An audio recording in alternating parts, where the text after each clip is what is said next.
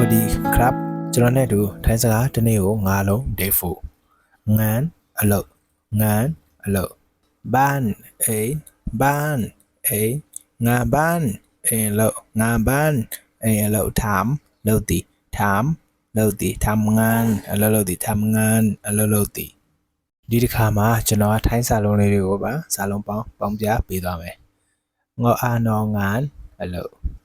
ဘောအာနော်ဘန်ไม่ถูบ้านအိမ်งอานองานบอานอบันไม่ถูกบ้านงาบ้านเองเลย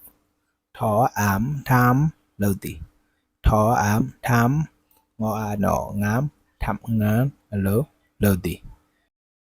ကျွန်တော်ဗီဒီယိုလေးကခင်ဗျားတို့အတွက်အကျိုးတစုံတရာရှိတယ်ဆိုလို့ရှိရင် comment မှာ yes လို့မှတ်ခဲ့ပေးပါဦးတခြားသိချင်တာတွေများရှိရင်လည်းကျွန်တော်ရဲ့ comment box ထဲမှာမေးခဲ့လို့ရပါတယ်ကျွန်တော်အားပြီဆိုတာနဲ့ဖြည့်ပေးသွားမှာဖြစ်ပါတယ်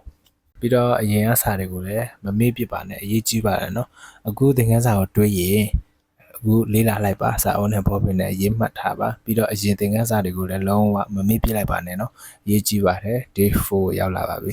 thank you see you in the next video